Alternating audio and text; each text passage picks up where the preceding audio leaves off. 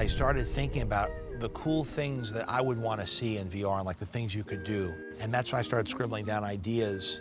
I was working on the Gnomes and Goblins thing years and years ago, just with sketches. I had a sketchbook and charcoal drawings and trying to figure out what I was going to do with it. And then all of it kind of clicked together on this. We're getting good interaction now with the light on the cave. There's been a lot of work from the animation. No, I see, and it's very consistent too. It's also nice how with my height, I don't feel like I'm outside of this thing a lot. We talked about the mechanics where you were sort of bigger in a smaller world and you got to observe and interact with all these characters. With Gnomes and Goblins, you step into what we refer to as a lucid dream.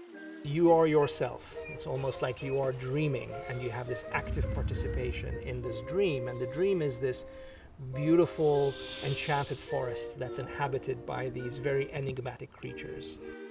It's so hard in a movie to get that emotional connection or feeling completely immersed and subjectively experiencing what the character in a movie is experiencing. Subjectivity is what VR does great. So when you're subjectively in there and you're interacting with these characters, they do feel very real to you, and it feels like you're developing emotional relationships.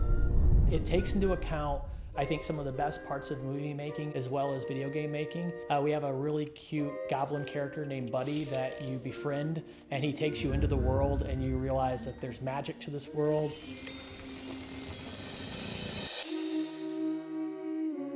We try to take advantage of what VR does well, which is leaves you with these memories. It's not something that you played, it's not something that you watched, it's something that you did. And it takes some of the best parts of video games in terms of agency and exploration and collection, but we try to do it native to VR. I think this is at the heart of what Jon brought to the table on day one. You want to have a linear path for people who see it as a game and just want to tick all the boxes and get through and know that they solved it and completed the game. But however, as you pass by things, there's a whole other set of things that you could do in that world. Then you start to realize you have other capabilities. By the end of playing through once, you could shrink, you could explore spaces that you've been in as human size, and then now you're goblin size. There's all sorts of these magical things that we lay in that help you through the game quickly. But if you take those tools you get and go back and explore places you've been before, it opens up other dimensions to it that you hadn't seen.